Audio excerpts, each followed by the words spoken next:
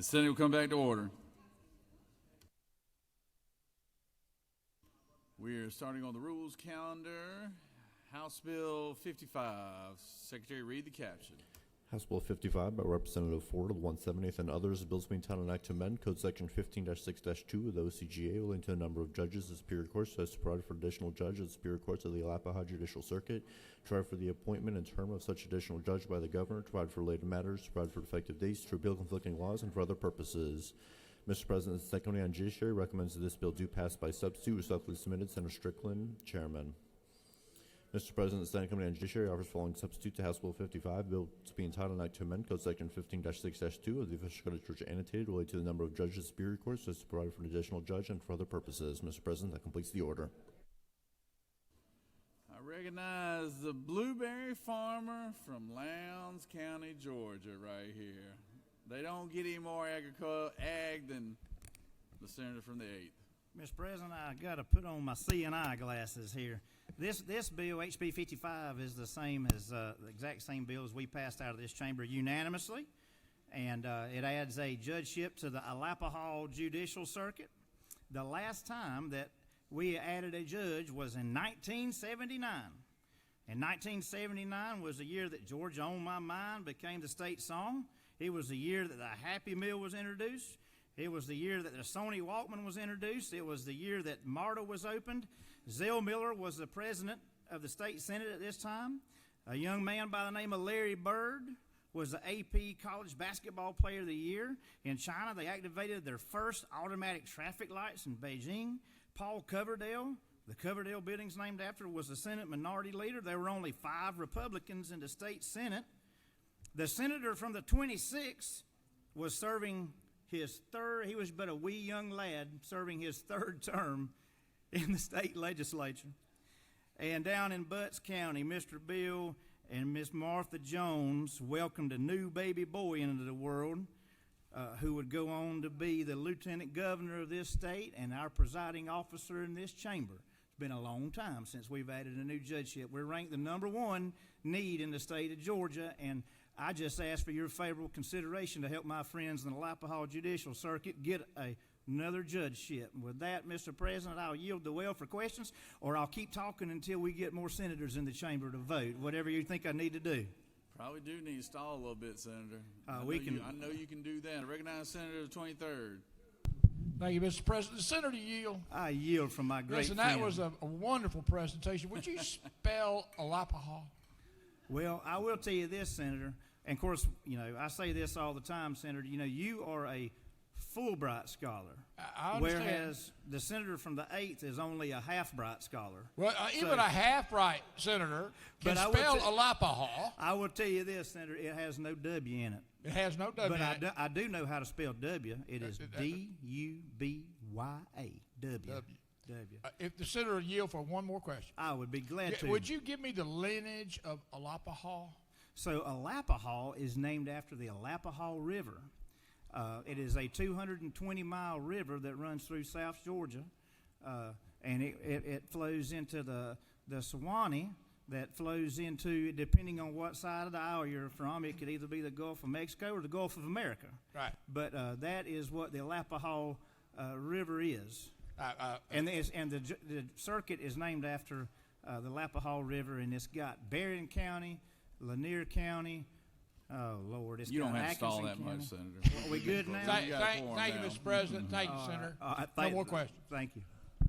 Recognize Senator from the 33rd for a question.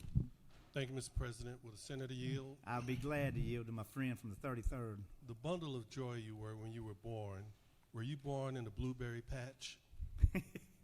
Let's see. I was actually born, Senator, just a few months apart in Tiff General Hospital in the same hospital as our esteemed rules chairman, who has South Georgia roots himself, and it can be proven because he rode the mule in the Lean Ox Festival, which is very few people have done that. That's something to be proud of, Senator. The Lean Ox Festival. The Lean Ox Festival. Times are pretty rough down in South Georgia. That ox has gotten lean. It's the Lean Ox Festival. That is funny. Hey, Senator from the 27th has a question. Thank you, Mr. President. Chairman, yield. I do, to my great friend. Yes, sir. Chairman, it seems like a number of senators have left the building.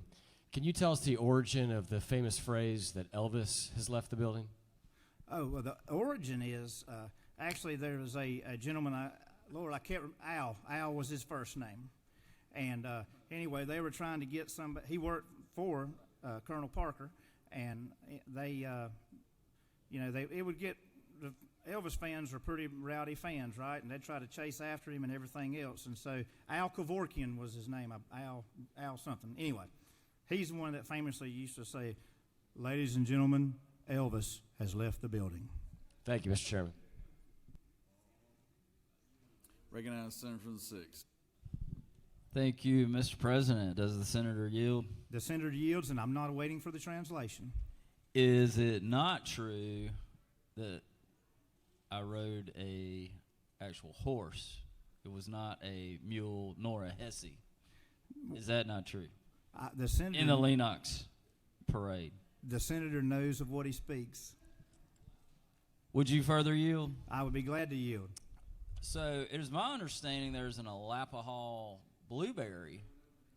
Is it also named after the Alapahaw River? It is named after the Alapahaw River. I'm impressed, Senator, that you know that there is an Alapahaw. Alapahaw blueberry is the rabbit eye variety of blueberry, and it was developed at the University of Georgia. And we actually have some of those varieties at the farm. Well, is it not true when you're born at Tiff General, you get a orientation on blueberries? Is that not true? It is true, Senator, and I assume that's why you knew that fact. Exactly. One last question, if you'll yield. I do yield, Senator. So where's the Alapahaw River? What is it named after? What's it named after? Yes. What is Well, its origins? the earliest, the earliest, I guess, translations of the word Alapahaw comes from the Hernando de Soto expedition that came through our part of Georgia, and it was a variation of a Native American word that we got Alapahaw from. It's amazing. I walk away for 5 minutes. I come right back. Y'all still talking. I recognize Senator from the 31st. Mr. President, speaking of berries, ask for unanimous consent to excuse the senator for the 45th for business inside the Capitol. Without objection, Senator from the 45th is excused. All right, last one. Senator from the 33rd. You already got it? Okay. All right. No more questions. Thank you, Mr. President. I urge your favorable consideration and appreciate it. Thank y'all. Does any other senator wish to speak for or against the measure? Chair hears none. Is there objection to the previous question being ordered? Chair hears none. The previous question is ordered. Question is on the adoption of the committee substitute. Is there objection to the adoption of the committee substitute? Hearing none, the committee substitute is adopted. Is there objection to agreeing to the report of the committee which is favorable to the passage of the bill? Chair hears none. The report of the committee is agreed to. Is there objection to the main question being ordered? Chair hears none. The main question is ordered. Question is on the passage of the bill by substitute. All those in favor of the bill vote yea. All opposed nay. Secretary, unlock the machine.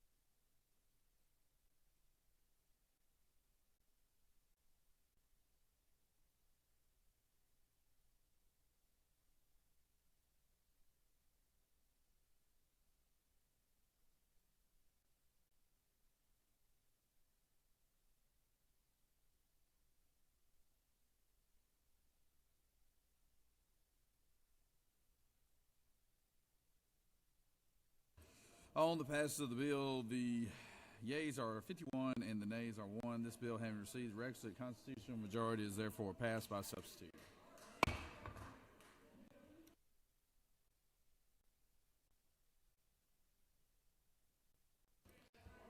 What? Hey, what'd you do to Ed?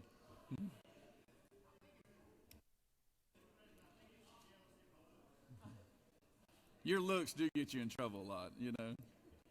All right, Secretary read House Bill 111.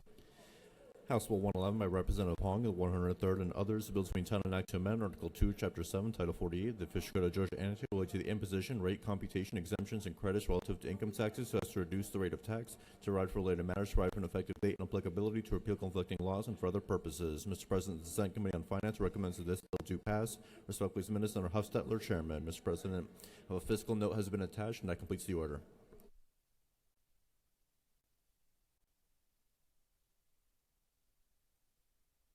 Recognize the senator from the 50th.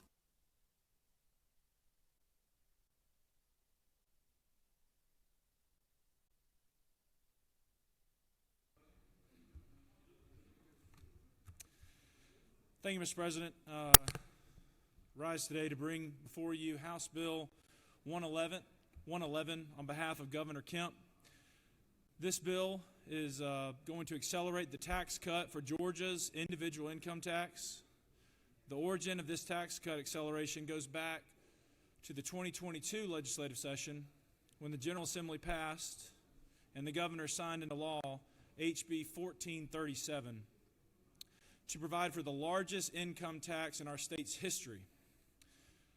This original bill planned to initiate a flat tax beginning at 5.49% for tax year 2024 from 5.75% in 2023, and then allowed for an annual step down in our income tax rate to an eventual 4.99% by the year 2029. However, thanks to conservative budgeting and your support last year, we accelerated this rate from 5.49% to 5.39% for tax year 2024. This year's proposal will further accelerate the rate by an additional 20 basis points to bring the rate from 5.39% to 5.19% effective July 1, 2025 for tax year 2025. This acceleration in the reduction will save taxpayers $869 million. Overall, this additional 20 basis point reduction will be part of a 56 basis point total reduction in individual income taxes since the governor signed HB 1437 after the 22 legislative session. In other words, we started at 5.75% back in 2022, and now we're looking to get down to 5.19% in just a 3-year time frame. So while other states are raising taxes on their citizens at a time when they're facing sky-high prices and can least afford it, we are doing the opposite here in Georgia. We're putting money back in the hands of Georgians, which this bill, HB 111, does. I ask for your favorable consideration. And with that, Mr. President, I yield the will. Does any other senator wish to speak for or against the measure? I recognize the senator from the 44th.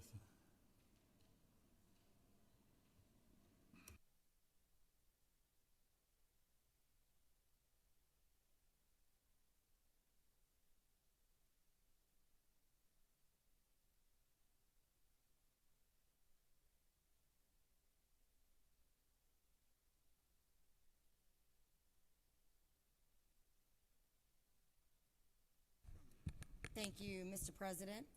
I rise to draw a little bit more of attention to the actual numbers that are contained within this bill. The problem with this legislation, colleagues, is that this bill is a tax cut for the rich. So today, I want to stand up for hardworking Georgians in talking about this bill. People who are working 2 and 3 jobs, who cannot get ahead. Folks who are trying to save to buy a home. People who are working more than 40 hours a week, who struggle to afford rent, childcare.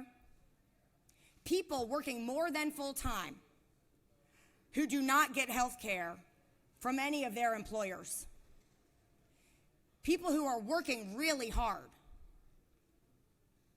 and spend a much higher percentage of their income on basic necessities like groceries, gas, and rent than do the upper echelons of our income brackets.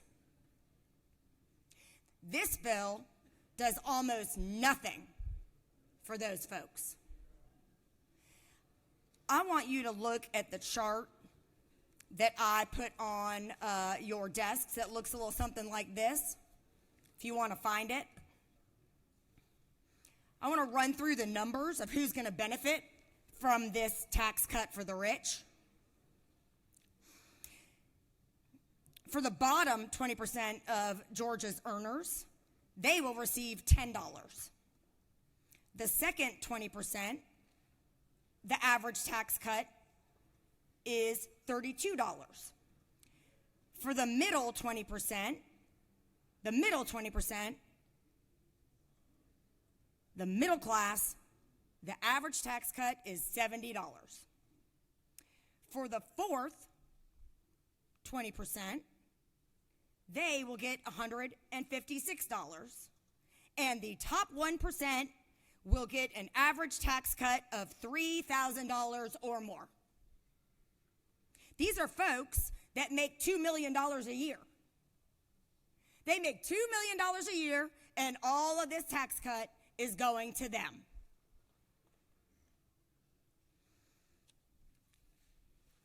That is a finger in the eye of everyone who struggles to afford gas, eggs, and rent.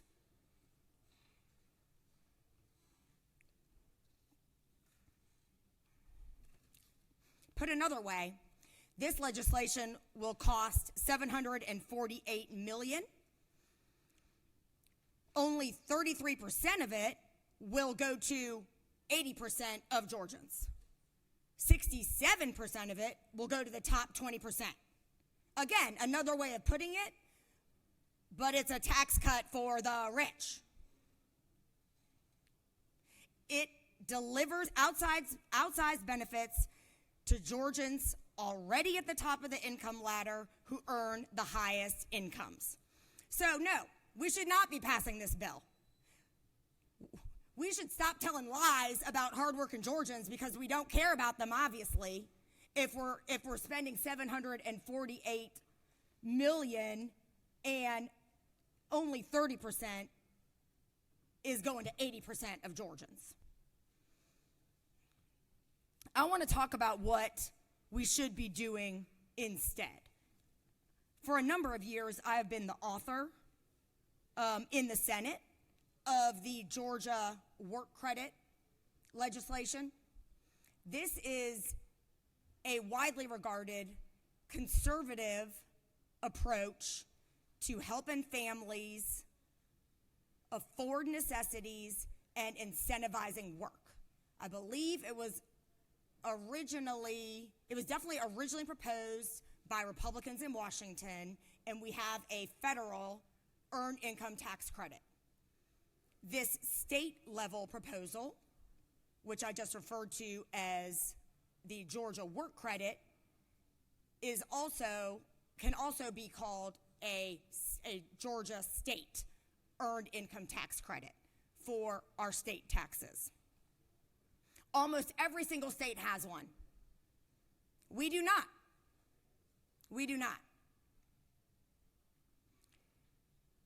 If we actually cared about incentivizing work, keeping people out of poverty, encouraging them to climb the economic ladder through spending more time earning money, then that's what we would be doing. That's what we would be doing. The benefits of the work credit are very well studied because, as I already mentioned, almost every single state has one. So we know a lot about it. It has benefits that redound to across generations. EITC expansions lead to increased employment rates. And in fact, it is widely credited at the federal level as the reason why employment rose among single mothers with children in the 1990s. Kids and families that receive it do better in school, have better educational outcomes, and make more money themselves as adults than families that don't get it, which, if you're following along here, also means that those kids will eventually pay more into our state's income tax coffers than those who do not get a work credit and stay at the poverty line. This is a measure that would make so much sense if we cared about actually helping hardworking Georgians.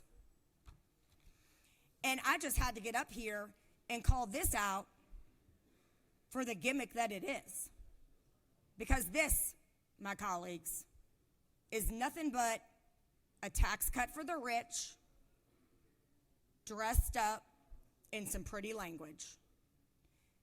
And you can be sure that the 80% of Georgians who are getting almost no benefit from this do not support it. And maybe the people that make $2 million a year and are getting $3,000 say, hey, that's cool. But you know what? When you make $2 million a year, you're probably not that worried about the $3,000. Let's be honest.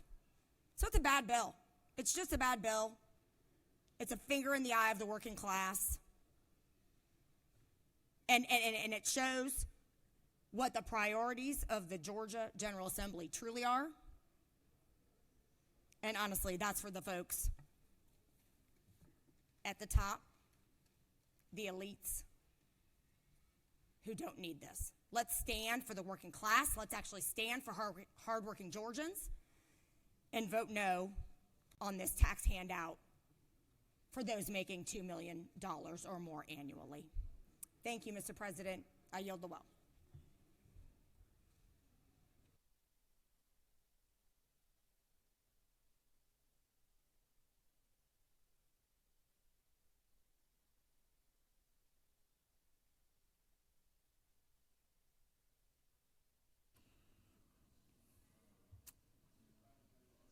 Recognize the senator from the 19th. Did you have a question or you want to speak?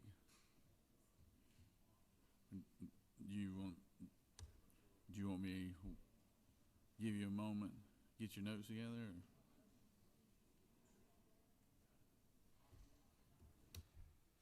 Thank you, Mr. President. I have to bring my iPad down here because you have to search through the code to connect all these sections.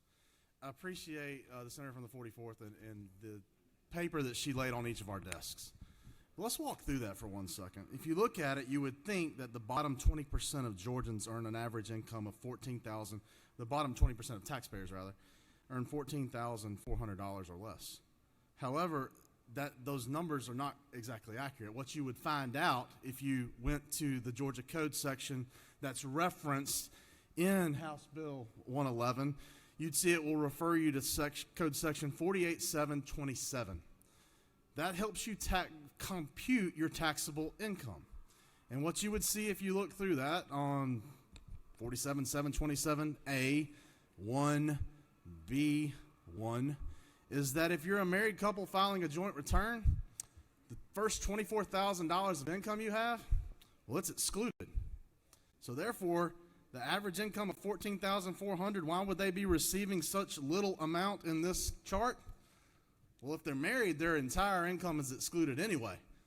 Heck, almost all of the second tier's 20% would be excluded as well. If you're single, then the amount of income that's excluded is less. It's $12,000, which would still take out almost all of those in the first 20% column, and it would greatly reduce the income owed by those in the second column. Go over to the big column at the end, the top 1%. Actually, if you take, there's a printout that comes annually. It's an annual statistical report that comes from the Department of Revenue. And it tells you that in Georgia, those with an AGI, an average gross income of over $1 million, the number of returns that are filed is 14,867 income tax returns. Pales in comparison to the number of returns in almost every other category, those under $1 million. It then tells you, though, that their total tax liability is $2.1 billion. $2.1 billion of the roughly $16 billion paid is paid by those who make over $1 million.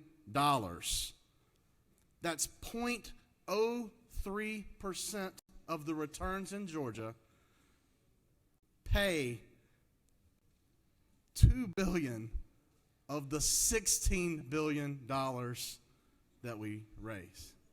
Why then would that column be so high? Well, it's so high because they're paying 1/8 of all the state income tax. So let's break that down even further. Of those over 1 million, the total number I told you of returns filed will be 14,867. They pay $2.1 billion in income tax total. That means if all of them are equal, and we know that they're not, their average income tax paid would be $141,252 per individual.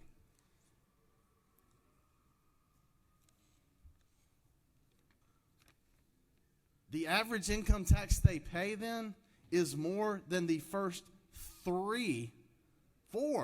more than the first 20% or 80% of the entire taxpayers in Georgia earn.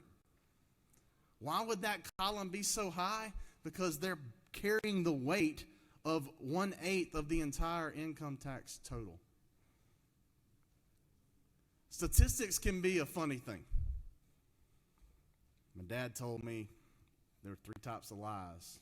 Y'all probably heard that once before, and you can fill in the other words.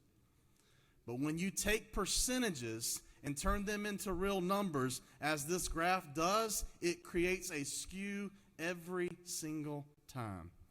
If we wanted to be more fair about it, we'd say that the average person in Georgia who earns over $1 million in income, well, their average tax bill in Georgia is $141,252.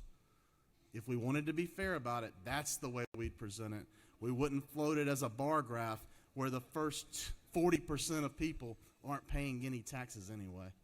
Mr. President, thank you for your time, and I'm happy to yield the well. Senator's yielded. Recognize Senator from 36.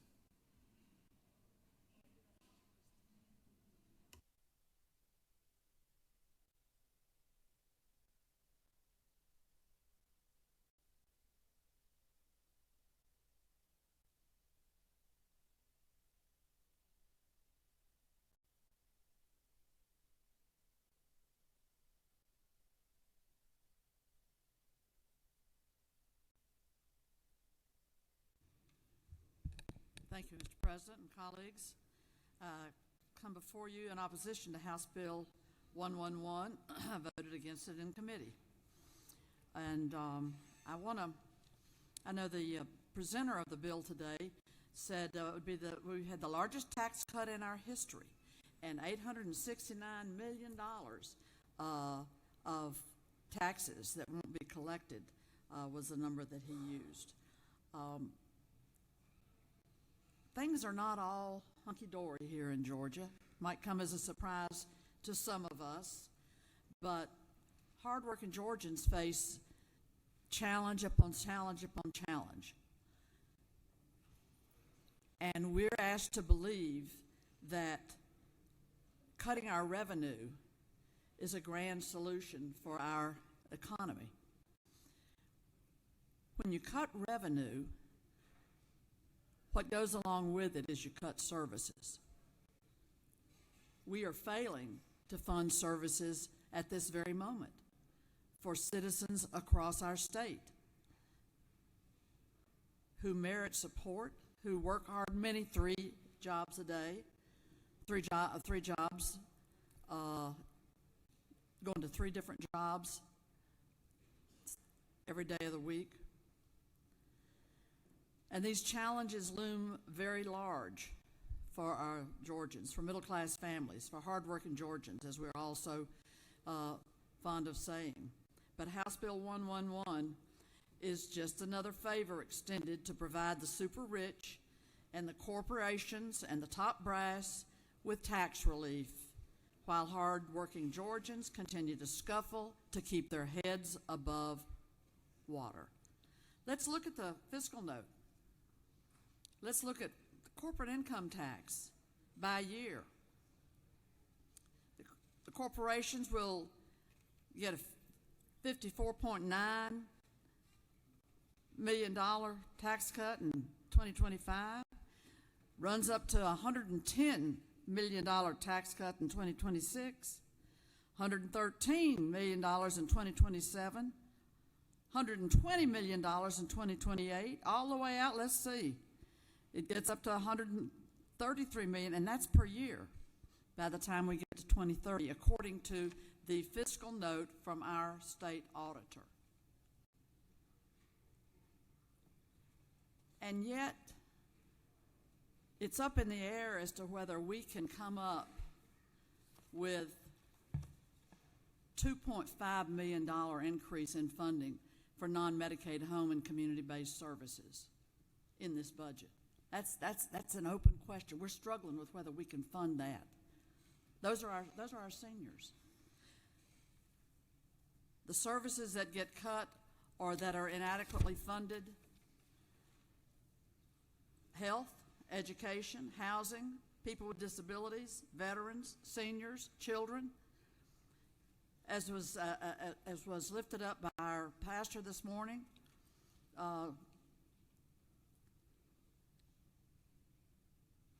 children with Down syndrome. We have a day this week recognizing that population and embracing the inclusion of that population and the promotion and the success and the bright futures for that population that are people with Down syndrome that are in families all across the state. But we're not funding it adequately. Words are cheap. Where you put your dollars, and they've said that over and over. That where you put your dollars, what your budget looks like, shows what you really care about. You know, a budget is a moral statement. Housing. We are in a housing crisis. But the Georgia housing vouchers for chronically homeless and chronically mentally ill and homeless people, don't know if we're going to be able to fund that. It's hard to find the money. But we could give a corporate tax break of $55 million with this bill for the first year. The comp waivers for people with intellectual disabilities that need supportive community-based services. Don't know if we're going to be able to put much in for them. Times are kind of tight with our budget. We got to watch every dollar, pinch every penny.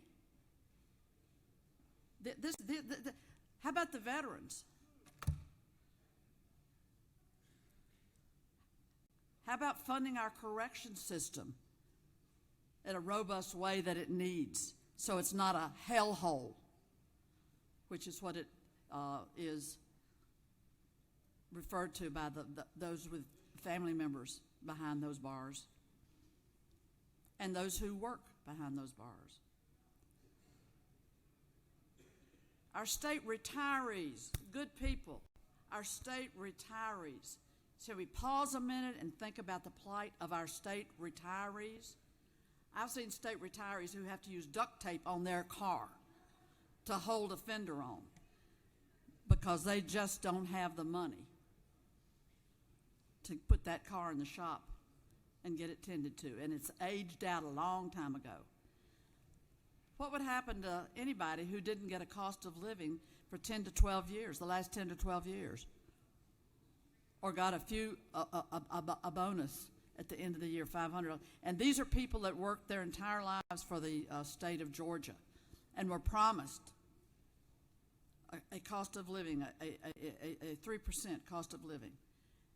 And we can't find the money to fund that, but we can cut the corporate tax and they'll be carrying out $133 million a year, but we can't fund the cost of living for our state retirees? Go home and tell your people that. We have high funding needs. We are in the bottom of maternal mortality and infant mortality. These are real live Georgians that die because of underfunding the services that are needed to have healthy mothers and healthy babies. But we can just rejoice that we can put $133 million in the pockets of the corporations and brag on it and say, take this home and tell everybody what we did. Well, you know,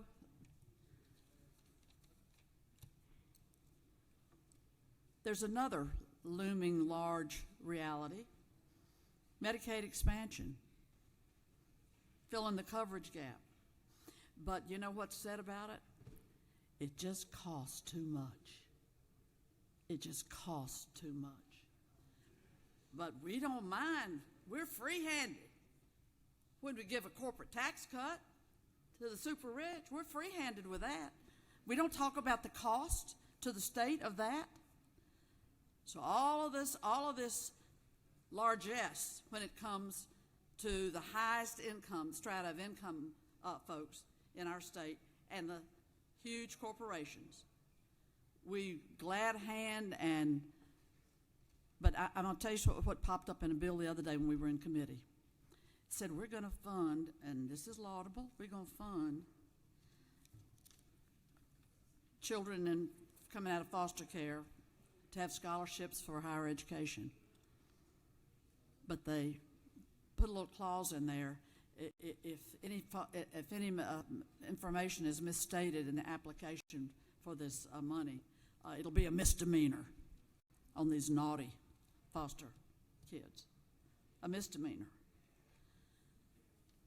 Folks, we've got it backwards. And I'm going to say one more thing, and you'll be glad I'm going to my seat. That's a promise, not an empty promise. I'm going to go get back in my seat. That's right. Applause from the chairman of rules. But let's think about this for just briefly. It's kind of painful to think about. But you know what's going on up in Washington? They're laying people off. What was it? What was the figure the other day? Between 70 and 80,000 veterans? Between 70 and 80,000 veterans laid off. Shutting down the Department of Education. And stop sending all this money to the states, these greedy states that have been expecting federal money to help us on funding education, moving our state forward. The federal budget plays an integral part. The dollars that come from the feds to the state of Georgia are integral to our budget. And yet we're going to stand here and pass bills that reward corporations and the highest earners, the highest folks with the highest incomes in this state.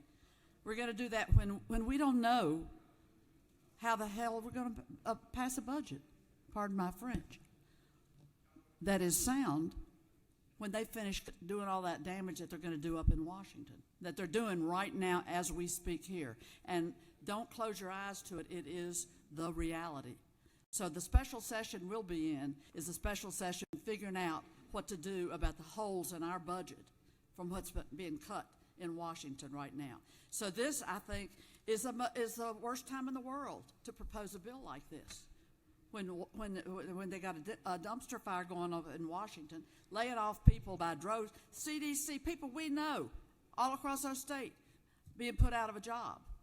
And we are proud that we're going to cut $869 million out of our state revenues. Come on. You know better, and we'll all live with the reality, the bitter reality that is ahead. Thank you. I yield the way. Bring it down, Senator from the 2nd.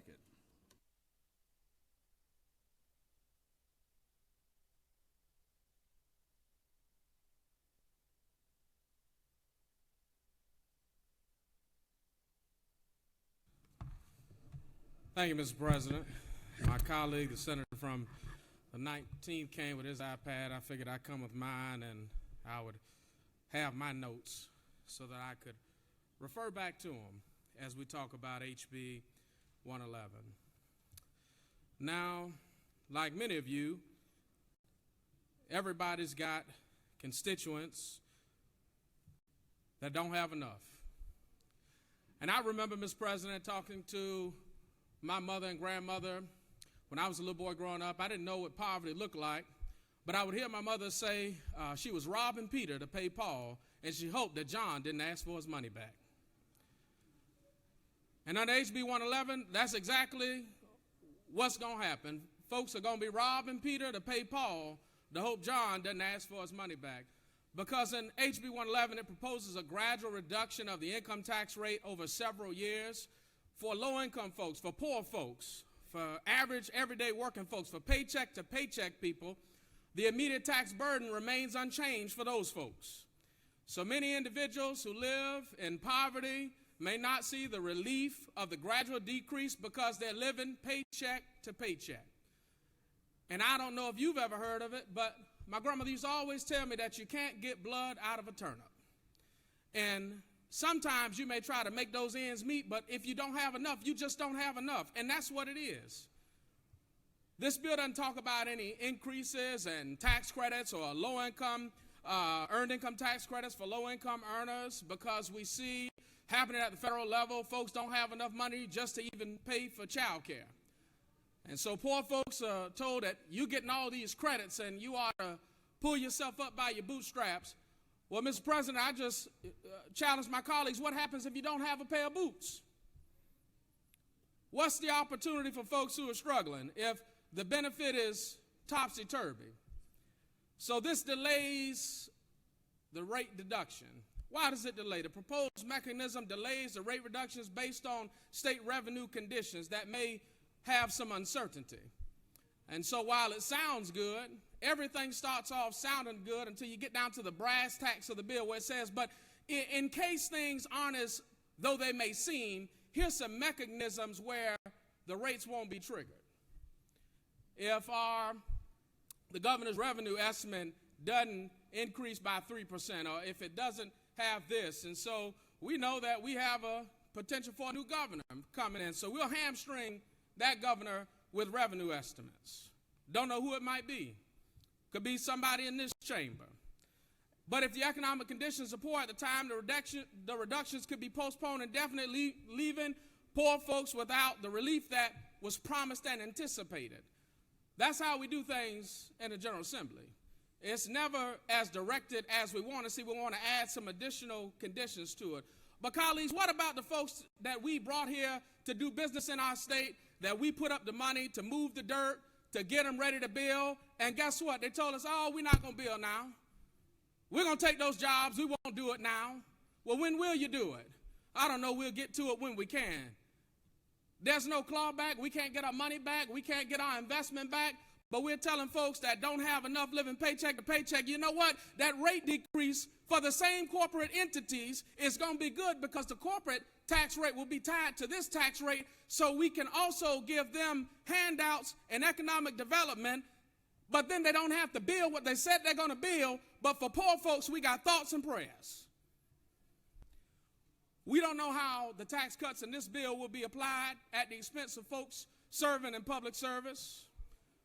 We don't know how the next administration will want to cut DCA, public health, many of the things that poor folks rely on, education, health care, social services. But guess what? Rather than address those issues, we've come up with a plan that's going to exacerbate them. And so we can do a lot of things in this chamber, colleagues, but what we could do is be serious about what we said. And I don't care how you slice it or how you dice it, and some may say, well, I don't agree with anything that he said. I'm not saying he's lying, but I don't want to believe that he's saying the truth. But I also know that in this room, colleagues, we sometimes don't want to tell it like it is and be straight up and down about it, because if we were serious about it, we wouldn't have to delay it. You got a $14 billion surplus. You could do it right now if we were serious about it. That's all this is smoke and mirrors, just to say we tried to do something. So I don't know if y'all play a game called Spades, but it's a card game, and I learned how to play this game.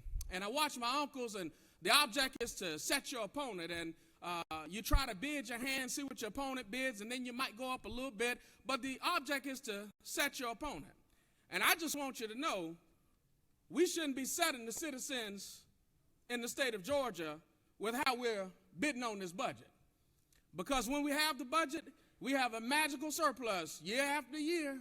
And then we say we're going to lower the income tax rate. But then I look at what we're doing in economic development. We always got money for companies looking to come and do business in this state. But then they don't hold up their end of the deal. But they got the corporate tax cut. They got the investment. When do we get our money back? But if I'm talking about working for poor folks in this state, trying to help some of the folks that are in my district who need opportunity, oh no, we have no money for child care. We have no money for this. We have thoughts and prayers. Well, I'm going to tell you, like Fannie Lou Hamer said, sometimes folks are getting sick and tired of being sick and tired. And rent is sky high. We have no other avenue to fund affordable housing in this state. Corporations are coming in, buying it up left and right. Folks can't even afford to find a place to live. So what happens when we lower the rate so much folks don't have enough money to do it?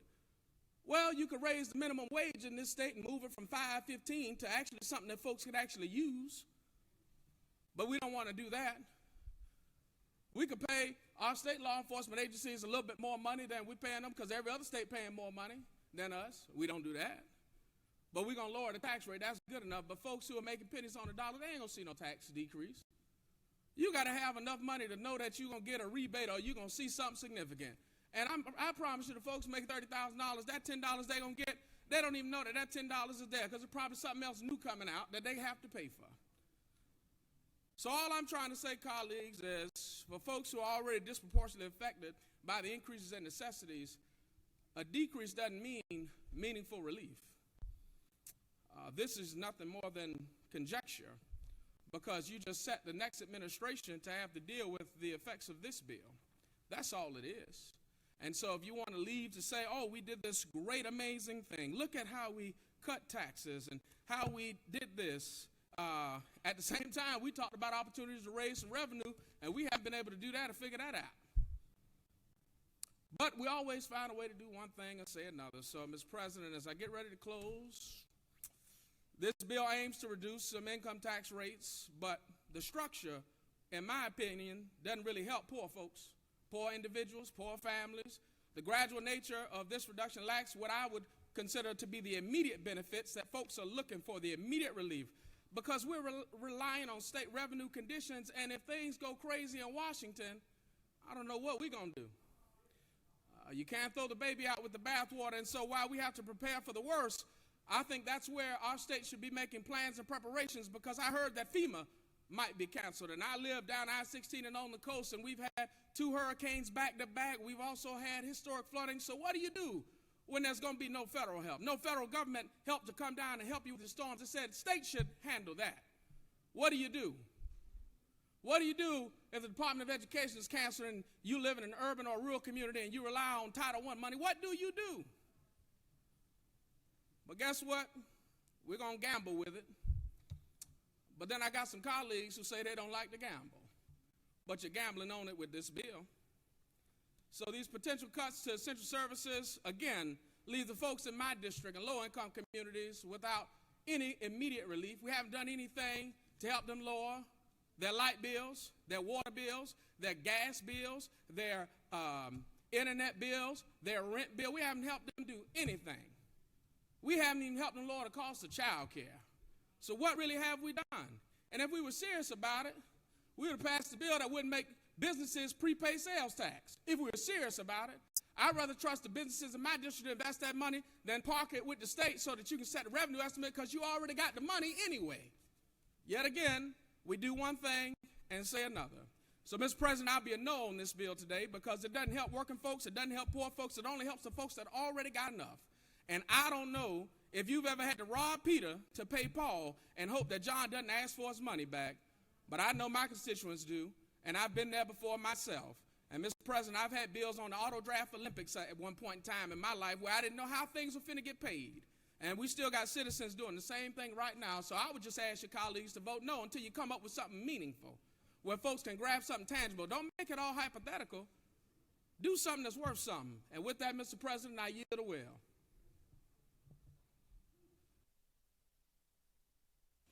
Senators yielded. Recognize the senator from the 37th.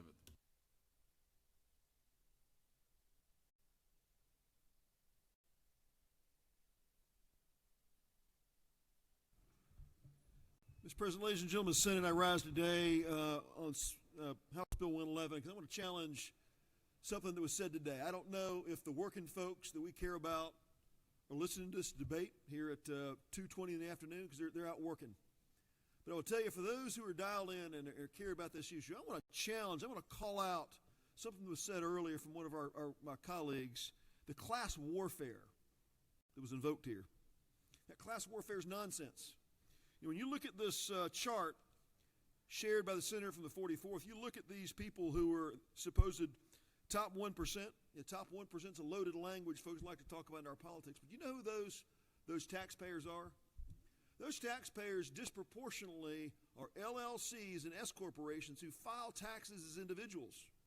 These aren't just high net worth individuals. These are companies, LLCs or S corporations, who file as a pass-through organization, and they are taxed as an individual. There aren't that many people at this level as individuals. The large proportion of these entities are small businesses that employ 20, 30, 40 people in our communities. And those businesses do care about a tax cut. What's proposed in HB 111 is not nonsense. It's a 3.7% cut in our income tax. No, a 3.7% cut in our state income tax is not that much, but what it is, it's part of the wise step-by-step approach this General Assembly's taken to step down income taxes to make our state competitive. Mr. President, a 3.7% cut in our state income tax matters to small businesses. You take a small business that employs 40 or 50 people, then you cut $3,000 of the state income tax that they have due to the state. That's kept in their pocket. What does that pay for? That's not a pittance. $3,000 is what it costs for high-speed internet for a company to maintain internet in their headquarters. If they're a heavy equipment company that sends out grading equipment, or they've got technicians that spend time in the field, $3,000 a year pays for their internet. This is real. These are real dollars. And what, not only is it real, not only are these, quote, high net worth individuals not largely individuals but small businesses, but these are meaningful cuts, Mr. President. I won't belabor the point, but in a state that has a $14 billion surplus, a state that's provided progressive, thoughtful, step-by-step tax cuts as we have, and a state that's given record pay raises to teachers and law enforcement, this is a picture of the wisdom that you see in Georgia. You've got high-tax states like California that have record debt. They cannot tax enough to fund their spending problems. This, Mr. President, is an example of the steady step-by-step approach. We're not listening to folks that want to slash the income tax in 1 year, but we're working on it. A 3.7% cut in this bill is a wise, thoughtful step, and you better believe it matters to small businesses with 30 or 40, 50 people who file their income taxes as individuals. And with that, Mr. President, this class warfare the minority party is trying to invoke is deceptive. If you're watching this, these quote-unquote high taxpayers are largely, not exclusive, but largely small businesses who file taxes as individuals, and they can use the tax relief this bill gives them. And with that, Mr. President, everybody in this chamber should be proud of this steady, step-by-step approach to easing tax burdens while managing our budgets and managing our state treasury well. With that, Mr. President, yield the well.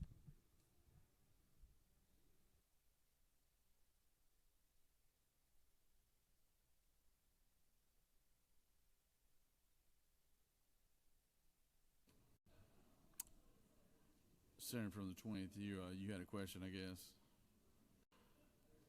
Recognize Senator from the. Thank you, Mr. President. I ask for unanimous consent to please excuse the senator from the 18th. By objection, Senator from the 18th is excused. Floor is yours, Senator from the 14th.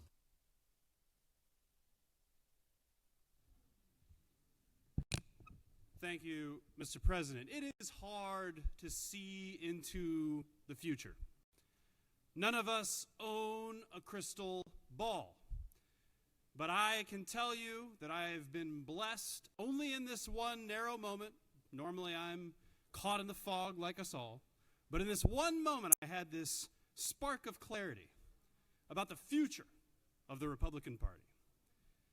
And what I saw, Senator, that the arc of the Republican Party is long, but it bends toward the senator from the 53rd. And let me explain what I mean by that.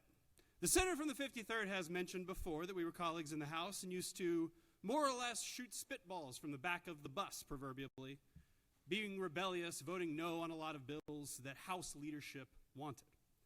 And we have seen over the years that House leadership's opposition to certain bills has, let's say, softened as the arc of the Republican Party has bent toward the county parties in Northwest Georgia. House leadership has seen fit to pass bills like constitutional carry and, jack up penalties on people who would dare want reasonable gun sense legislation, you name it. But here's why I bring up the arc of the Republican Party today. Because the arc of the Republican Party on income tax issues and taxation generally bends toward the destruction of government altogether. There is a reason why we have 55-1 votes in this chamber with some regularity. Because one of y'all has already figured out where this play is going to end, where this train is headed, the terminal station. And that station is the abolition of government. Now, people who are libertarian and say they want to reduce the size of government, they use words like bathtub. They might say, oh, well, the only legitimate purpose is to protect private property or blah, blah, blah. They list off a couple Adam Smith, statements from a book. But let's be very clear. Reducing the income tax today is not how you're going to put it in your mail. Many of you are already saying on the record we should be eliminating the state income tax. Some very powerful people in this room have committed to try to do that. So the drop of 0.1, 0.2, whatever percent is really not the game. It is not some sort of fiscally conservative, calibrated calculation to try to arrive at a reasonable equilibrium point. We have not done a sophisticated cost-benefit analysis to assess the mood of the Ted Turners of the world to decide, will they domicile in Georgia or will they domicile in a place like Florida? That is not the careful consideration that has led us to tick down the rate today. No. I invite you to join me in this spark of vision and inspiration, to see beyond the fog into the future of your party and recognize that the only thing more annoying to you in the next 4 years than having one senator from the 53rd who you kick out of the caucus is, boop, number 2, or maybe number 3 or 4. And all of a sudden, the folks who are moderate and steady-handed, who lead the establishment Republican Party to great success on tort reform and a variety of other issues, now suddenly their ranks are dwindling, and the number of chairmanships going to different corners of the state starts to increase, and well, all of a sudden, we're a much less stable party establishment than we used to be. So no, this has nothing to do with 0.1s and 0.2s. 0.1s and 0.2s are harmless and marginal. Mr. President, it is hard for us to look into the future. But I ask that each of you think about how this vote relates to your voters' fundamental distrust in government, fundamental lack of belief that government does anything for citizens. And I invoke the image just a few short days ago of Fox News on TV in one room while a benefits manual sits on a kitchen table in an adjacent room. And you're all too happy to ignore that cognitive dissonance today because I would dare say some of you lack faith in your own voters' ability to connect the dots, that decreasing government revenue decreases services. We are counting on voters not to think about that, and we're thinking, well, they'll just see that we're cutting taxes, and boy, that's easy to say, and it's popular. And many of you will retire before the rubber meets the road and government gets to the size that the senator from the 53rd wants it to be. But let's just keep smiling and ordering snacks and drinks on the train that leads to Northwest Georgia. Thank you, Mr. President. I'll yield for any questions. You have no questions, Senator. Thank you, Mr. President. I yield the well. Break it down, Senator from the 52nd, excuse me.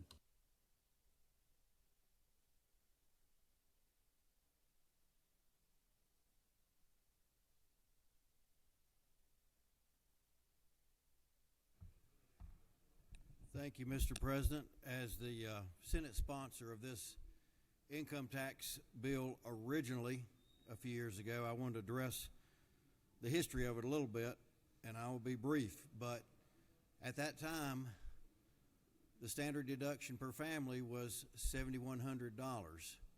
Now it's $24,000, taking care of the people at the bottom. The child exemption went up to $4,000, taking care of the people at the bottom. The $500 credit you're going to see, that means that as it is now, a family of four making $32,000 pays no state income taxes in Georgia. For the next $10,000 of income up to $42,000, you're going to hear a bill that will wipe that out with a $500 credit. So basically, you're in the 40-something thousand and not paying any taxes in Georgia. Then you put some child care credits in there for those two children, and you're more up to $55,000, $60,000 in this state that you pay zero income taxes on. So the point is, you can pick out some people and say this year they're getting more in tax reduction because they pay a lot more in taxes. But this was front-loaded for the low-income people when this was started and took care of them first. The structure of it got them from not too many years ago, $8,000, $10,000 you're paying state income taxes, to where now this year that family of four will be anywhere from $45,000 to $60,000 that they're paying no state income tax with what we've done here. So I think we've worked hard to increase raises, to make sure we've got an emergency fund balance, and yes, we've got some tax cuts in there. But again, the structure of this multi-year bill was first taking care of those people at the low income level. And Mr. President, I yield the well.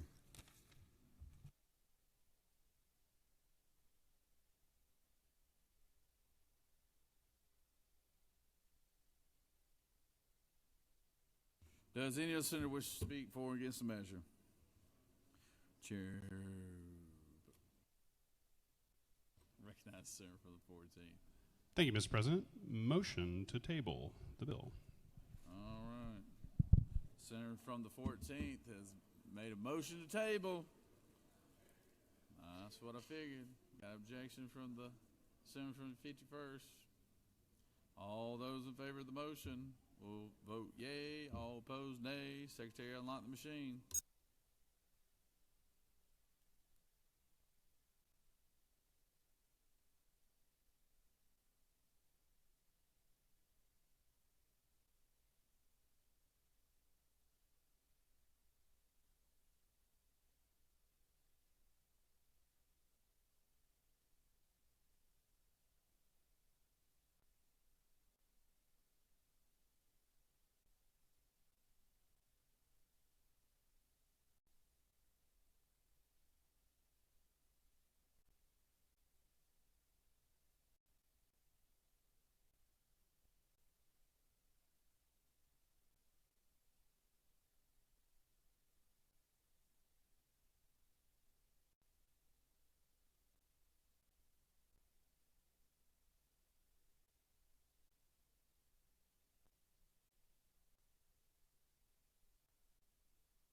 On the motion to table, the yeas are 21 and the nays are 30. And that was a pretty good move, Senator. You almost got him. Senator from the 50s, you ready to close debate?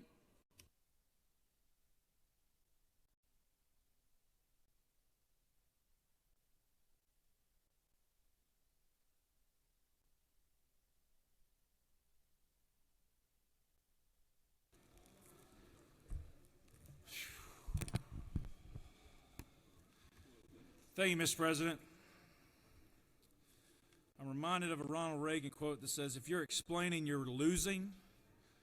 I'm assuming that a lot of those that got up here and explained today are probably going to vote no, and they've got to take that back to their constituents and explain why. But if you look at the state of our economy in Georgia and you compare it to what we've seen in Washington, if you look at what we're doing in Georgia, lowering taxes and lowering spending compared to what they're doing in Washington, I want to be on this side. I want to support this bill, and I'm going to just address a couple things. Number one, I heard that this is only for the largest companies and the super rich. Well, this legislation reduces taxes for all businesses. Georgia has 1.2 million small businesses, which makes up 99.7% of all businesses in this state. Number two, I heard that this will not help individuals. This will only help the largest corporations. Well, in FY 2025, we collected $16 billion from individual taxpayers. We only collected $3.6 billion in corporate tax. So this is going to help individual taxpayers way more than it's going to help the corporate tax. I heard that this will only impact the top earners. And I want to thank my colleague from the 52nd that's clearly stated with this, with the rebates that we're doing and with the rebates we're about to pass, hopefully, with the senator from the 49th bill, you won't pay a dime in state income tax unless you make over $40,000-ish a year. But I want to make something clear. 100% of the overall tax savings go to 100% of taxpayers. An individual with a $100,000 salary pays more taxes than an individual who makes $50,000, but a 20 basis point reduction will reduce the tax percentage of each individual equally. So a reduction in taxes helps everyone, period. It also spurs further job creation, which helps those very people who some of my colleagues have highlighted today. That's a good thing.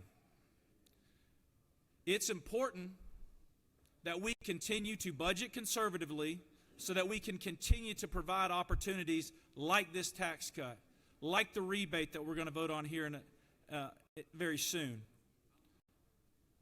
But we need to provide these for Georgians as well as uphold our fiscal responsibility of managing Georgia taxpayer dollars. And that's what we're doing. If you look at the proposed budget, it's $3 billion less than the amended budget that we just passed. And this right here will put $869 million back into the citizens of Georgia's pocket. So, Mr. President, I don't know what your politics are like back home, but I know mine, and this is a good bill, and I want to thank the governor for his leadership, not just for this, but what he's done over the last few years to continue to lower this. I'd love to see when we could get to 0%, and we're on our way with this. And with that, Mr. President, I'll yield the will.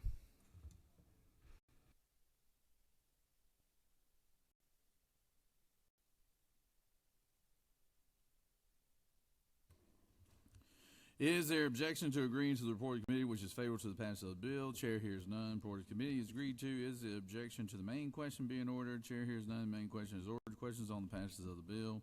All those in favor of the bill vote yea. All opposed, nay. Secretary, unlock the machine.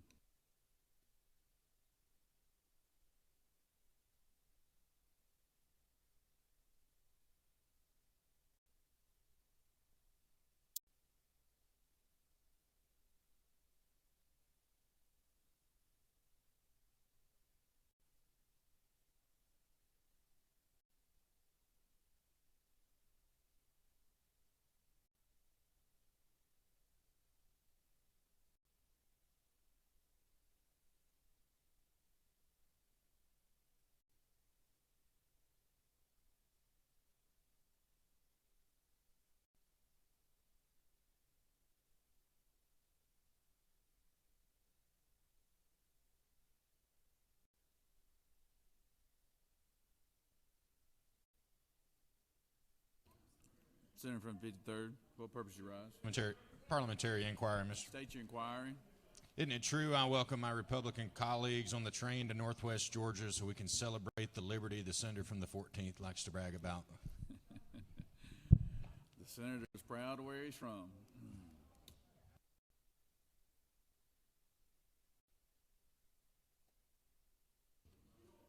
On the passages of the bill, the yeas are 30 and the nays are 23. This bill, having received the requisite constitutional majority, is therefore passed.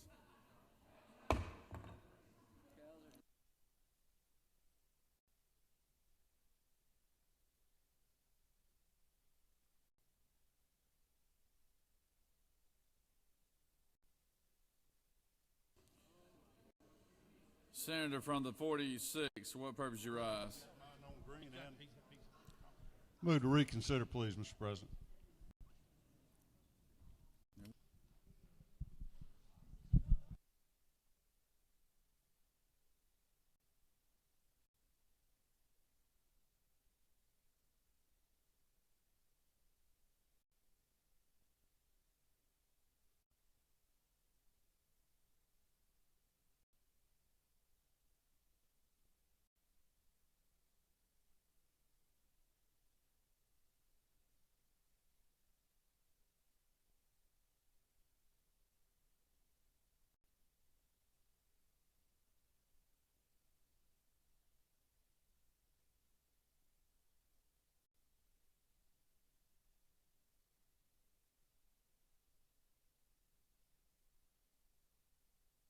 Senator from the 46, could you approach real quick? Call the motion. I withdraw Thank you, my Senator. motion. I appreciate that. Moving on, Secretary read HB 112. House Bill 112 by Representative McDonald, the 26th, and others, a bill to entitle an act to amend Chapter 7, Title 48 of the Official Code of Georgia annotated related to income taxes so as to provide for a one-time tax credit for individual taxpayers who filed income tax returns for the 2023 and 2024 taxable years, provide for definitions, provide for related matters, provide for an effective date to repeal conflicting laws, and for other purposes. Mr. President, the Senate Committee on Finance recommends that this bill do pass. Respectfully submitted, Senator Huffstetler, Chairman. Mr. President, a fiscal note has been attached, and that completes the order.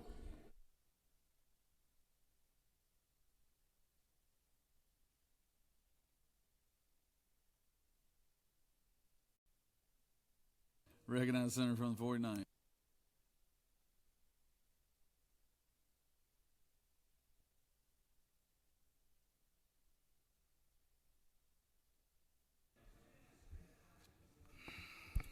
Thank you, Mr. President.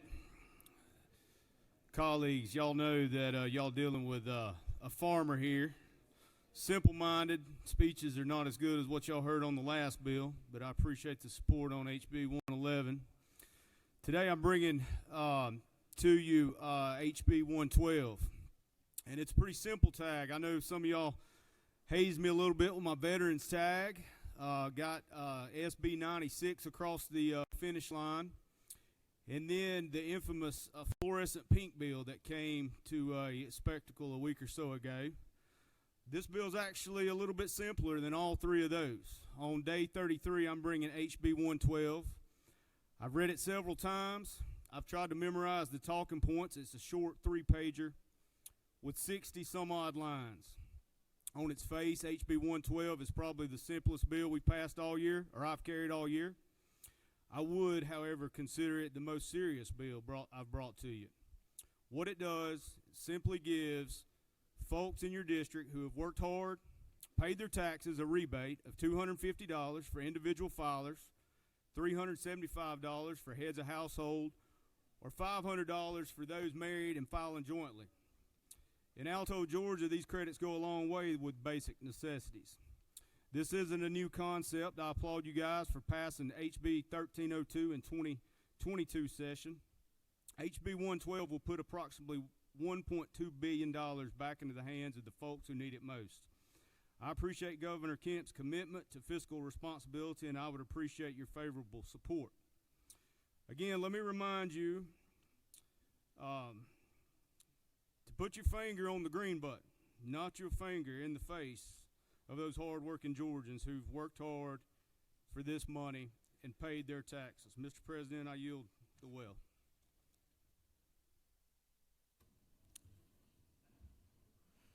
Senator has yielded. Does any other senator wish to speak for or against the measure? Chair hears none. Senator from the 14th, what purpose do you rise? Oh, you want to speak? Go ahead. The floor is yours.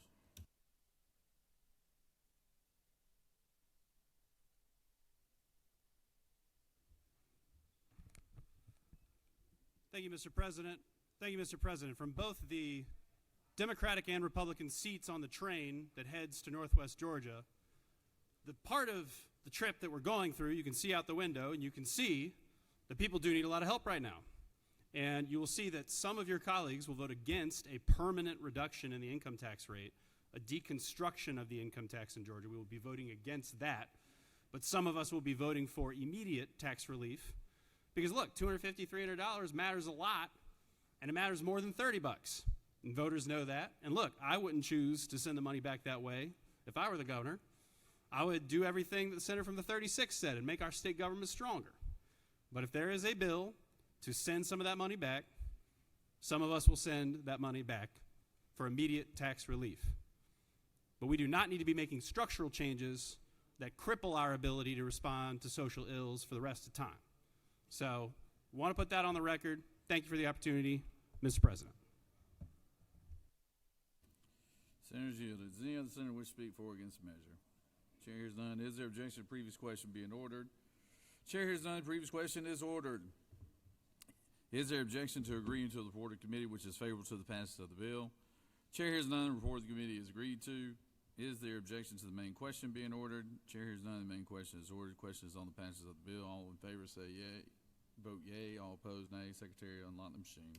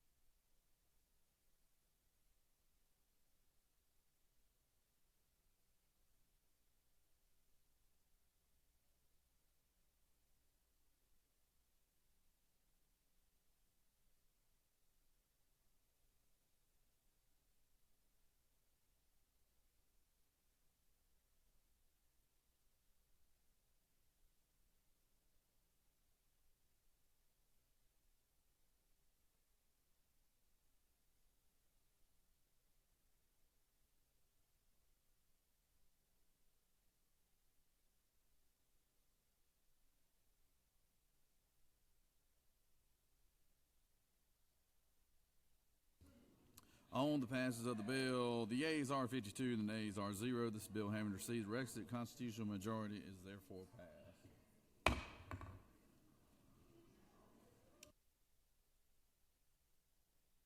Secretary Reed, HB 161. House Bill 161 by Representative Crowe, the 118th, and others. The bill to be entitled an act to amend Article 1 of Chapter 3 of Title 35 of the OCGA related to general provisions relative to the Georgia Bureau of Investigation, so as to provide for authority to issue subpoenas of electronic communication records for purposes of investigating certain crimes related to cyber-enabled threats to life and property, to provide for punishment for failure to obey certain subpoenas, to amend Title 16 and Code Sections 20-3-10, 36-80-23, and 38-3-40 of the OCGA related to crimes and offenses, sanctuary policies prohibited, and penalty for violation, prohibition on immigration sanctuary policies by local governmental entities, certification of compliance and punishment, and definitions relative to the Board of Homeland Security, respectively, so as to repeal the definition of domestic terrorism, to establish the crime of domestic terrorism, to make conforming changes, provide for related matters, to repeal conflicting laws, and for other purposes. Mr. President, the Senate Committee on Judiciary recommends that this bill do pass by substitute. Respectfully submitted, Senator Strickland, Chairman. Mr. President, the Senate Committee on Judiciary offers the following substitute to House Bill 161, a bill to be entitled an act to amend Article 1 of Chapter 3 of Title 35 of the OCGA related to general provisions relative to the Georgia Bureau of Investigation, to provide for authority to issue subpoenas, electronic communication records, and for other purposes. Mr. President, that completes the order.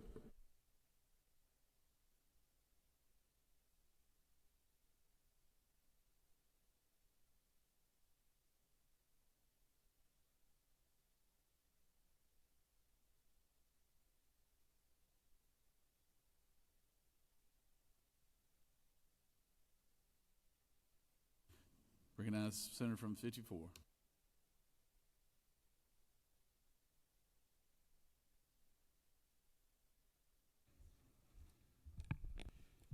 Thank you, Mr. President and colleagues. House Bill 161 is an agency bill for the Georgia Bureau of Investigation. Throughout 2023 and 24, and now into 25, the GBI has conducted multiple investigations into swatting and other cyber-enabled events. In fact, several of us in this chamber right now, the senator from the 45th, the 32nd, the 41st, myself, as well as the president of this body, are just some of the many who have been swatted by nefarious actors.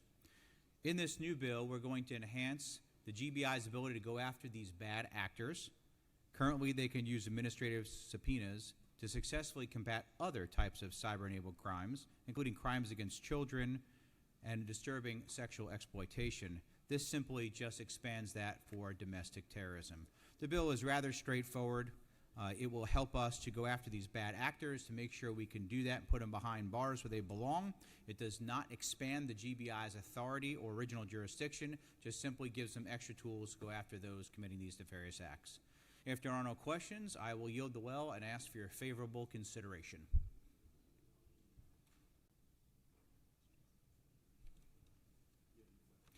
Thank you, Mr. President.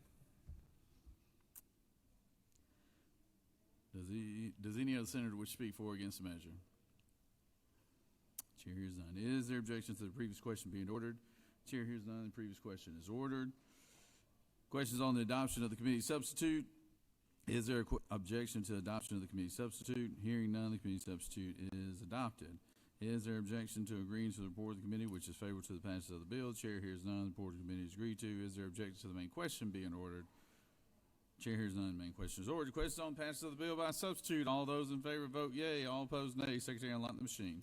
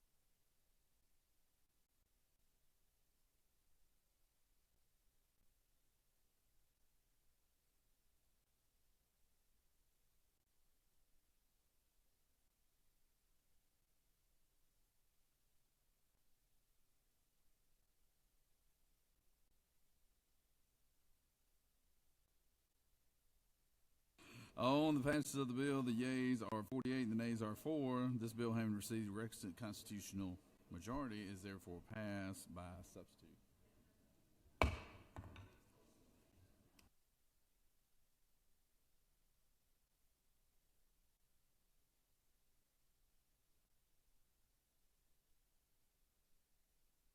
Secretary read House Bill 406.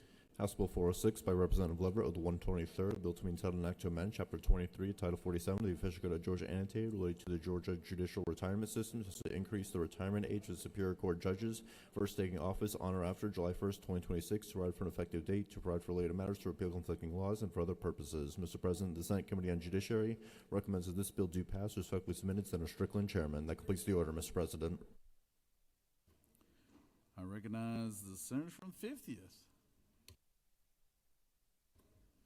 The superstar athlete from Habersham County. They couldn't even show up for the kickball game yesterday. Let us down. You let us down there, Habersham. I didn't know you needed me, Mr. President. I thought with you there we could have carried the day, but I'll be there next year. I rise today to bring you House Bill 406. Some of you may remember last year we had a long discussion and several bills went back and forth between us and the House about judicial compensation and pay. We've got 3 bills right now that have passed the House that we'll be debating. This is number 1. What this bill does is it's going to raise the age that a Superior Court judge can retire from 60 to 65. It brings it in parity with the appellate judges. That's pretty much all it does. I'm happy to answer any questions. Thank you, Mr. President. I yield the will. Is there any other senator wish to speak for or against the bill? Chair hears none. Is there objection to the previous question being ordered? Chair hears none. Previous question is ordered.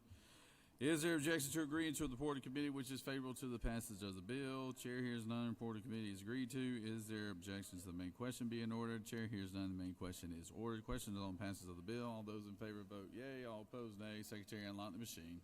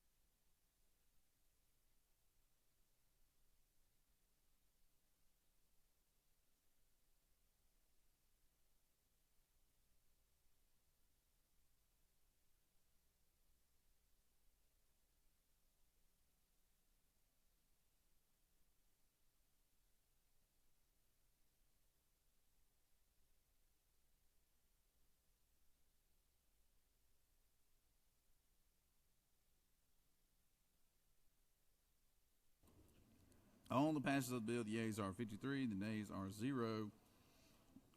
This bill having received requisite constitutional majorities, therefore passed. Secretary Reed, House Bill 423.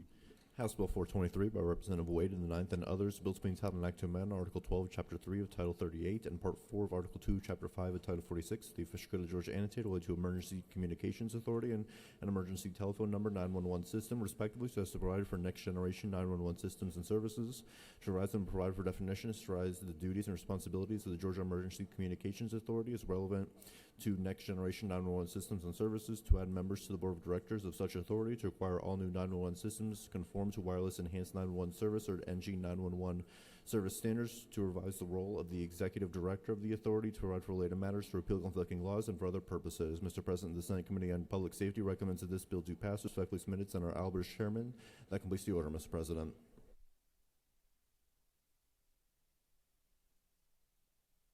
Recognize Senator from 54.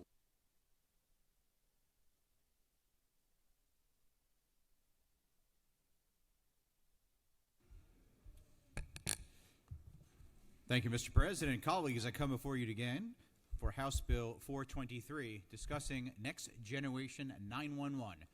Next Gen 911 is going to be critical for our first responders.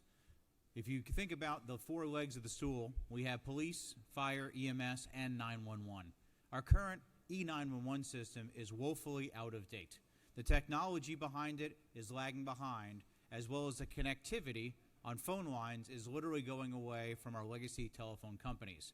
Moving this to the next generation, as most other states have already done, will allow us to significantly upgrade the availability of 911 operations, the ability in order to have business continuity between multiple 911 centers, and really bring us into the 21st century. The bill is very straightforward. It establishes Next Gen 911 in code. It adds 2 appointments to the current board that already exists. One who is a member of the Georgia Technology Authority, who's a matter expert on cybersecurity, as well as another member who's a subject matter expert in GIS, which is Geographical Information Systems. These are critical appointments in setting the foundation up for what will be the future. This does not mandate anyone in the state adhere to this, but it lays a foundation so each one of those local municipalities can join this network. Again, we are woefully behind other areas of the country. This is a chance for us to catch up and will ultimately save people's lives. If there are no questions, I will yield the well.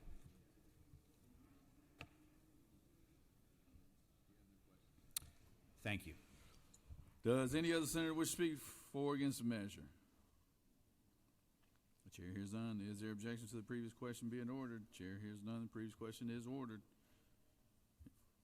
Is there objection to agreeing to the report of committee?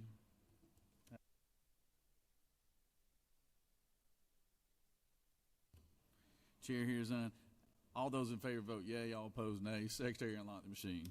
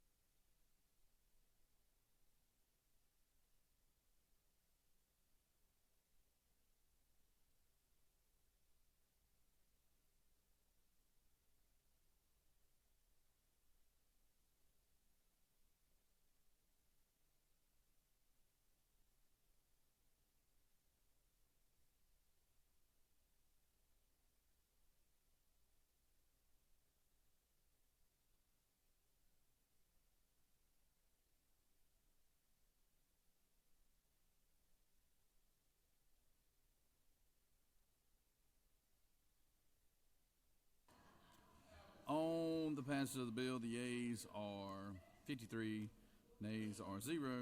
This bill, having received requisite constitutional majority, is therefore passed. Secretary Reed, House Bill 584. House Bill 584 by Representative Petrie, the 166, and others, bill to be entitled an act to amend Titles 26, 31, and 37 of the OCGA related to food, drugs, and cosmetics, health, and mental health, respectively, so as to reassign licensing and oversight of drug abuse treatment and education programs, narcotic treatment programs, community living arrangements, and adult residential mental health programs for the Department of Community Health and Department of Behavioral Health and Developmental Disabilities to provide for related matters, to provide for an effective date, to repeal conflicting laws, and for other purposes. Mr. President, the Senate Committee on Health and Human Services recommends that this bill do pass by committee. Substitute respectfully submitted, Senator Watson, Chairman.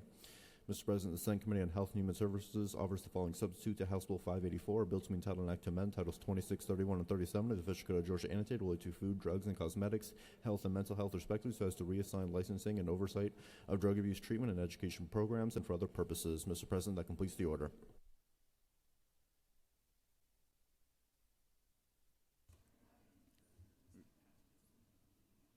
Oh, the senator again. Habersham, pride of Habersham County. It must be a Habersham County Day or something. All right, come on up here, Senator. We want to hear you one more time.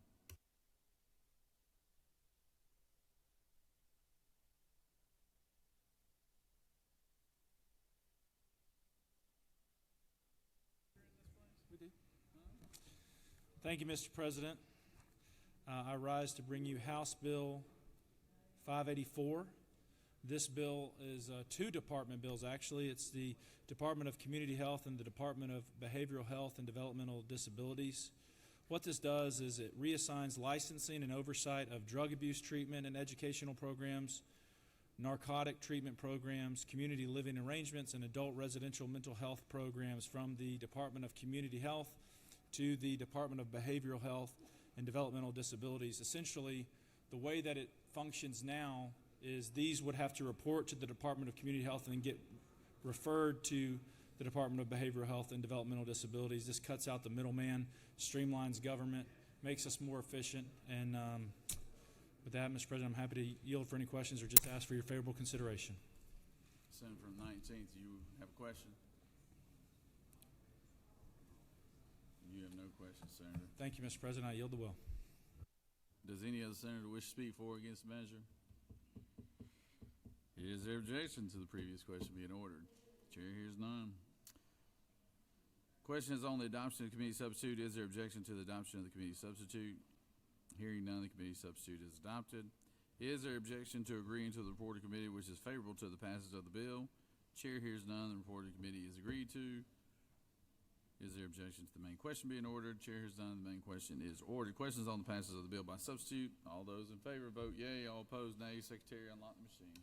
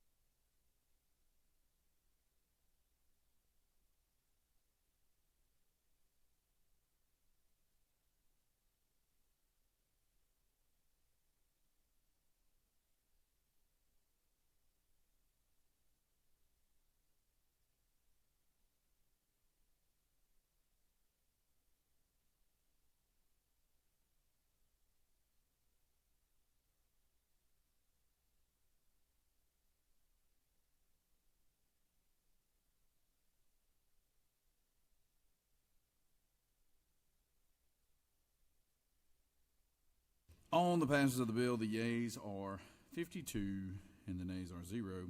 This bill, having received the requisite constitutional majority, is therefore passed by substitute. Secretary Reed, 614. House Bill 614 by Representative Jones of the 47th and others, bill to maintain an act to amend Code Section 25-10-2 of the official code of Georgia annotated related to prohibited fireworks activities and application of noise ordinances so as to authorize local governments to prohibit the use or ignition of consumer fireworks in proximity to certain facilities housing equines, to provide for special event permits, to provide for definitions, to provide for related matters, to repeal conflicting laws, and for other purposes. Mr. President, the Senate Committee on State and Local Governmental Operations General recommends that this bill do pass by substitute. Respectfully submitted, Senator Dixon, Chairman. Mr. President, the Senate Committee on State and Local Governmental Operations General offers the following substitute to House Bill 614, a bill to maintain an act to amend Code Section 25-10-2 of the official code of Georgia annotated related to prohibited fireworks activities and application of noise ordinances and for other purposes. Mr. President, that completes the order.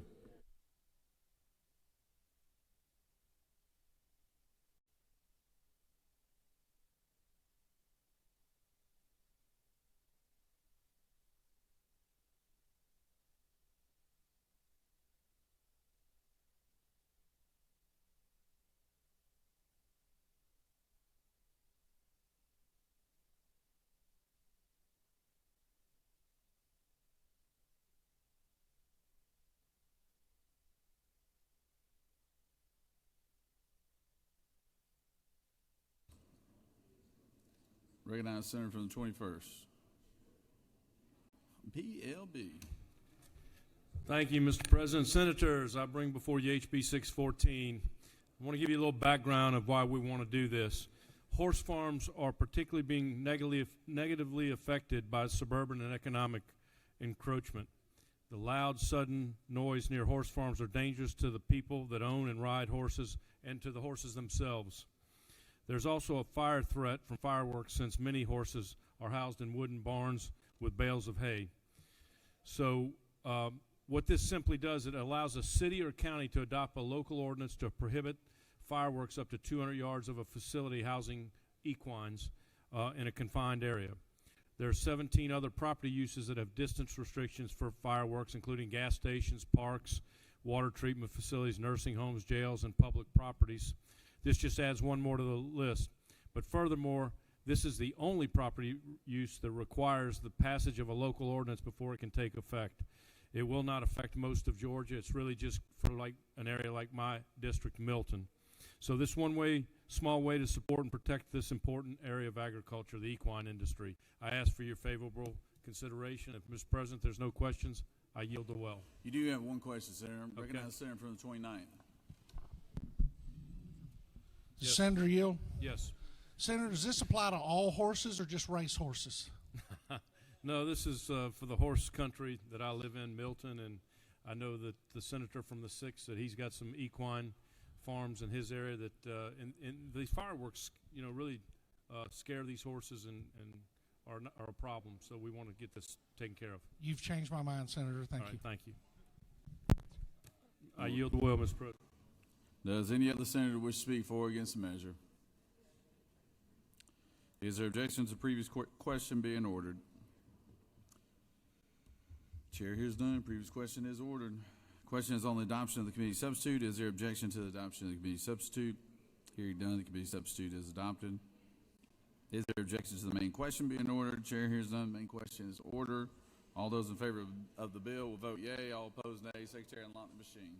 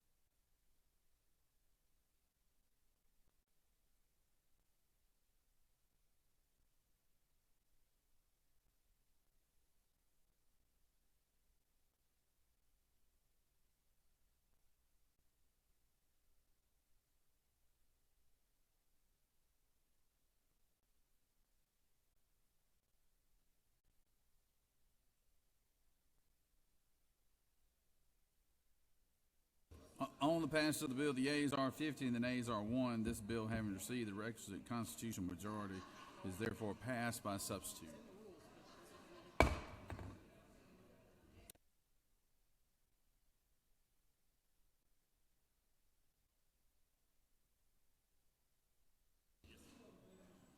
Secretary read H.R. 42.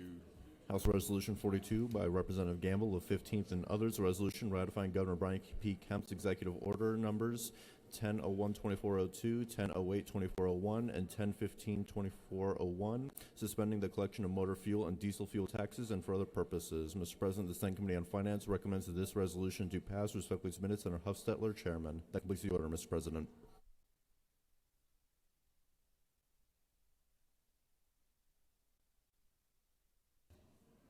Recognize Senator from the 49th.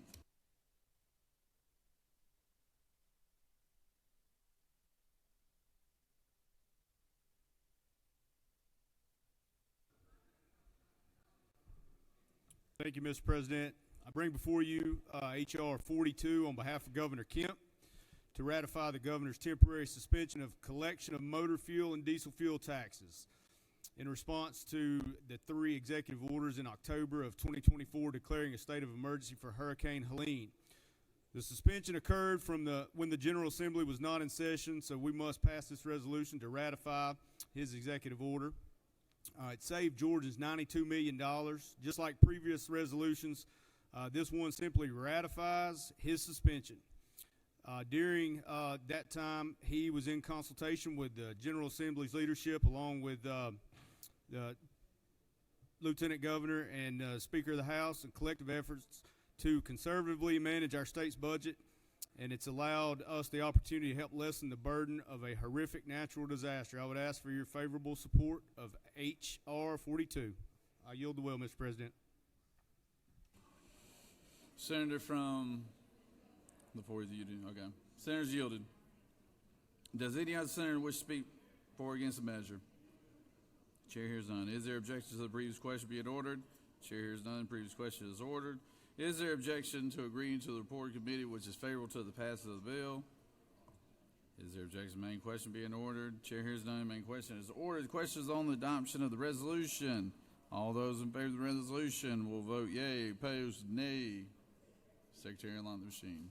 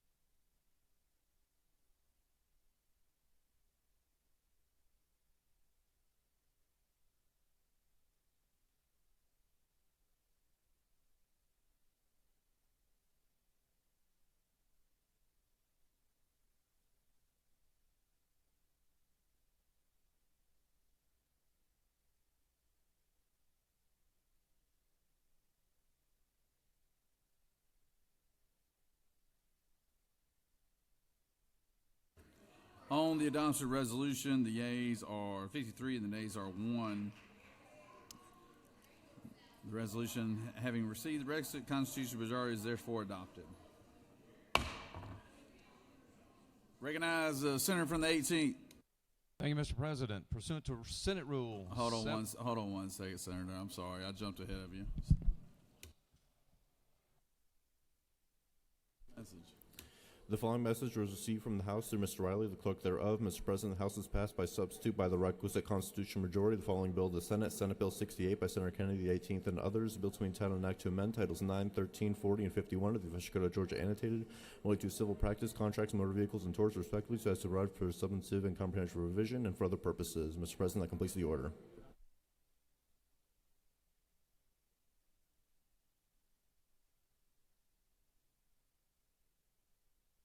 Now, Pro Tem, I recognize Pro Tem for a motion. Thank you, Mr. President. Pursuant to Senate Rule 7-1.10B, as in Bravo, I give notice that on the next legislative day, I intend to move that the Senate consider House action on Senate Bill 68. Secretary read.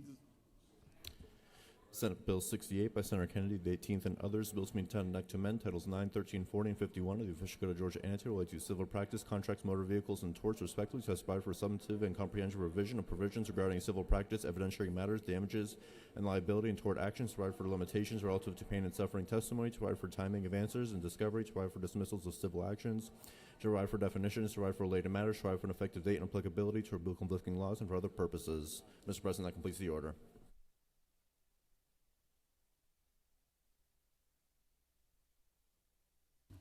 Thank you, Senator, for the. Recognize the Senator from the 52nd.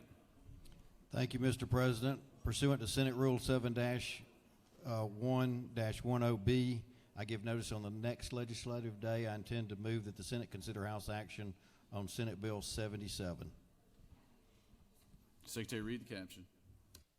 Senate Bill 77 by Senator Hufstetler of the 52nd and others. Bill to be entitled an act to provide a homestead exemption from City of Cartersville Independent School District ad valorem taxes for educational purposes in an amount equal to the amount by which the current year assessed value of a homestead exceeds the adjusted base year assessed value of such homestead, to provide for definitions, to provide for terms and conditions of the exemption, and for other purposes. Mr. President, that completes the order.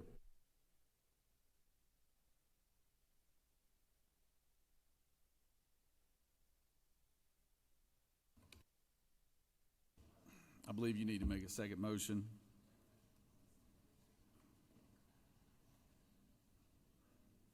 Thank you, Mr. President. Pursuant to Senate Rule 7-1-10B, I give notice on the next legislative day. I intend to move that the Senate consider House action on Senate Bill 83. Secretary, read the caption. Senate Bill 83 by Senator Hufstetler of the 52nd and others. Bill to be entitled an act to provide a homestead exemption for Bartow County School District ad valorem taxes for educational purposes in an amount equal to the amount by which the current year assessed value of a homestead exceeds the adjusted base year assessed value of such homestead, to provide for definitions, to specify the terms and conditions of the exemption, and for other purposes. Mr. President, that completes the order.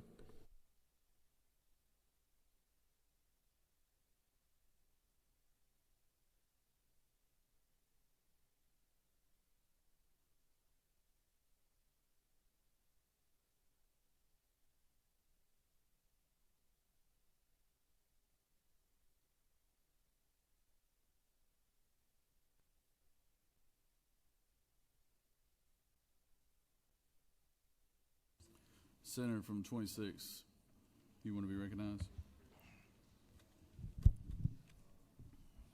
Parliamentary inquiry, Mr. State President. your inquiry. A few minutes ago, the senator back here said he was giving notice according to the rules. I would assume to bring up a bill. Am I correct? Yes, Senator. And a few minutes ago, the senator over there said that he was going to bring up another bill and put it on the general calendar, which was Senate Bill 68. He was serving notice for it, yes, sir. So,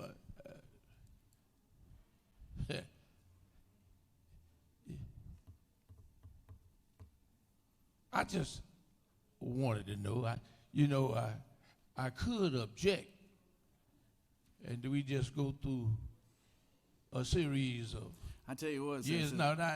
So it's the end of the day. Why don't you come up here and we'll get it figured out, and then and before we adjourn, we'll make sure we have it figured out for you. How about that? Mr. President, I've already figured it out. I'm not going to object, but I just want to make notice on these various things that the senators are doing. I now understand where you're coming from, Senator. Senator from the 14th.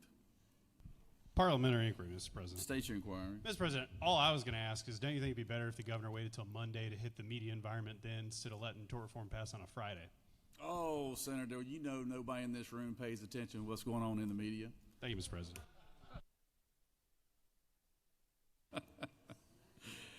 Recognize Majority Leader for a motion. It's a great day to be a senator. I move that the Senate stand adjourned until 10 a.m. on Friday, March 21st. The senator has moved. Secretary, have your announcements? Senator from the 9th, you want an announcement to make?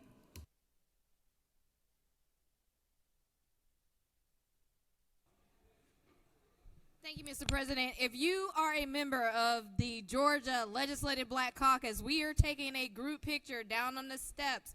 Please, on the south steps, please head over there right now. Let's just get it done. If we can get assembled and we can get it done quick and everybody can be on their way. Thank you, Mr. President.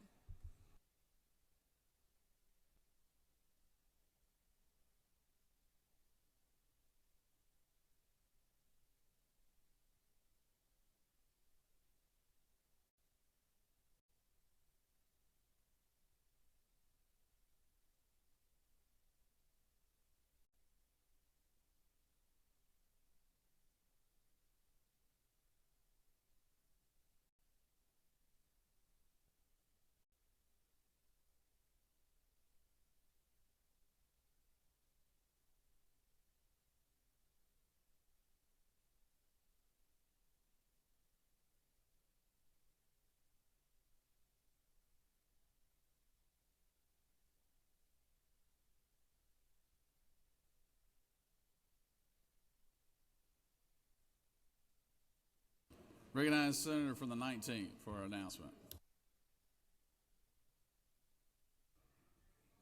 Thank you, Mr. President. Members of the Senate, subcommittee chairs, please meet with me within 30 minutes. We're going to meet at the Senate Budget Office. Others who want to join, I guess you can too. See you soon. Senator from the 42nd, do you have an announcement? Senator from the 42nd. Do you have an announcement? No one. All right. Secretary, read the announcements. Mr. President, the Rules Committee will meet upon adjournment in room 450 in the Capitol. At 4 p.m., the Judiciary Committee will meet in room 307 in the CLOB.